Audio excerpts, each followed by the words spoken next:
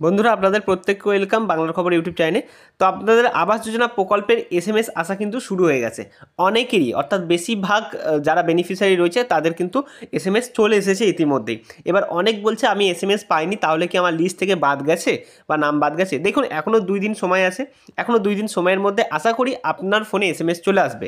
তবে হ্যাঁ, এটা ঠিক যে এসএমএস এসেই তবেই কিন্তু আপনার ভেরিফিকেশান হবে, অর্থাৎ আপনি যোগ্য ব্যক্তি কিনা, অর্থাৎ আপনাকেই টাকাটা দেওয়া হচ্ছে কিনা, আপনার পরিবর্তে অন্যজনের টাকা পেয়ে যাচ্ছে না, তো সেটা এখানে কনফার্ম করার জন্য কিন্তু অফিসিয়াল পোর্টাল খোলা হয়েছে এবং তার জন্য কিন্তু এই এসএমএস দিয়ে ভেরিফিকেশান করানো হচ্ছে। তো এখানে দেখতে পাচ্ছেন এসএমএস এমনই একটি আমি ওপেন করে রেখেছি, যেখানে একটা লিঙ্ক দেওয়া থাকছে।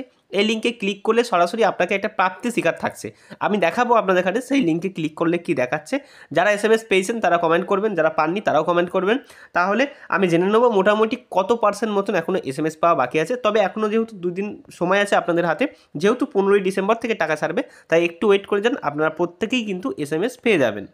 যাই হোক, আবাস যোজনা প্রকল্পের এই এসএমএস আসার পর আপনাদের যেটা দেখাচ্ছে ওপেন করলে, সেটা হচ্ছে দেখুন প্রথমে হচ্ছে একটা আপনার অ্যাকাউন্ট নাম্বার থাকছে, অর্থাৎ যে অ্যাকাউন্ট আপনার দেয়া আছে বা ভেরিফিকেশান হয়েছে সেটা থাকছে।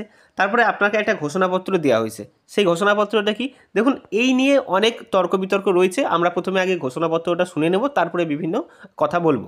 দেখুন, এত দ্বারা আমি ঘোষণা করছি যে আবেদনপত্রের প্রদত্ত সমস্ত তথ্য আমার জ্ঞান মতে সত্য, অর্থাৎ যে বেনিফিশিয়ারি বাড়িটা পাচ্ছে এটা তাকেই কিন্তু ফিল আপ করতে হচ্ছে। তারপরে বলছে, আমি যদি বাংলার বাড়ি প্রকল্পের অধীনে আর্থিক যে অনুদান সেই জন্য যোগ্য হই, তবে আমি এই অর্থ শুধুমাত্র গৃহ নির্মাণের কাজেই ব্যবহার করব। প্রথমত এখানে দেখুন যোগ্য হই বলেছে, ঠিক আছে, পরে আমরা আসছি। যোগ্য হই তার মানে উনি এখনও যোগ্য বলে নির্বাচিত কিন্তু হননি, ঠিক আছে। অর্থাৎ যারা এসএমএস আসছে তারা যে প্রত্যেকেই 100% যে যোগ্য হয়ে গেছে, প্রত্যেকেই যে টাকা পাবে এরকম কিন্তু ব্যাপার নয়। তাই জন্য বলছি ভিডিওটা শেষ পর্যন্ত দেখবেন, আর এই ধরনের প্রকল্পের আপডেট পেতে চ্যানেলটাকে অবশ্যই সাবস্ক্রাইব করবেন। তারপরে দেখুন যে, তবে আমি এই অর্থ শুধুমাত্র গৃহ নির্মাণের কাজেই ব্যবহার করব।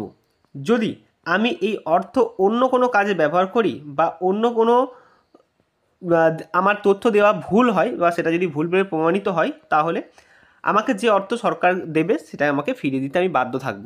আমার বিরুদ্ধে উপযুক্ত আইনি ব্যবস্থাও গ্রহণ করা হবে। এমনই একটি প্রাপ্তি স্বীকার বাংলা আবাস যোজনার পক্ষ থেকে কিন্তু করে নিচ্ছে।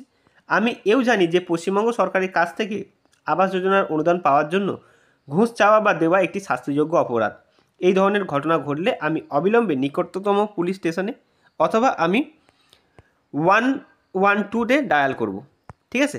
এবার দেখুন এই প্রাপ্তি স্বীকারটা আসছে, এটা আপনাদের এখানে ফিল আপ করে জমা দিতে হচ্ছে, ঠিক আছে। এটা যদি আপনাদের অফলাইনে করান তাহলেও আপনাদের এখানে এই প্রাপ্তি স্বীকার কিন্তু করাতে হবে, অর্থাৎ পঞ্চায়েত অফিসে যে ক্যাম্প করা হচ্ছে সেখানেও আপনি এই প্রাপ্তি স্বীকার করাবেন।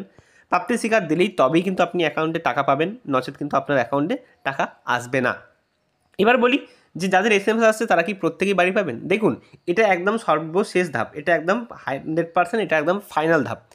আপনি যখনই এখানে এই সব কিছু কন্ডিশান স্বীকার করে জমা দেবেন, তখনই কিন্তু আপনার ফাইনাল লিস্টে নাম আসবে। এতদিন যে কটা লিস্ট প্রকাশিত হয়েছে সেগুলো সবই কিন্তু অস্থায়ী লিস্ট, অর্থাৎ ওর মধ্যে যারা অনেক ইনঅ্যাক্টিভ ব্যক্তি ছিল তারা হয়তো পরবর্তী ক্ষেত্রে আবাস যোজনা বাড়ি পাওয়ার জন্য যোগাযোগ করেছে। অনেক যোগ্য ব্যক্তির নাম কিন্তু ওই যে ইনঅ্যাক্টিভ লিস্টে চলে এসেছিলো। এছাড়াও দেখা গেছে যাদের অনেক ইনএলিজিবল লিস্টে চলে এসেছিলো, অর্থাৎ বাদ দেওয়া হয়েছিল অনেক যোগ্য ব্যক্তিকে, অনেক অযোগ্য ব্যক্তির নাম যোগ্য ব্যক্তির তালিকায় চলে এসেছিলো। তো সেই সব ক্যালকুলেশন করে এর মধ্যে আপনাদের গ্রামসভা গেছে, ঠিক আছে, ব্লক লেভেল এবং ডিস্ট্রিক্ট লেভেল কমিটি গেছে। সব কিছুর পর আপনাদের কিন্তু এবার টাকা দেওয়ার কাজটা শুরু হচ্ছে।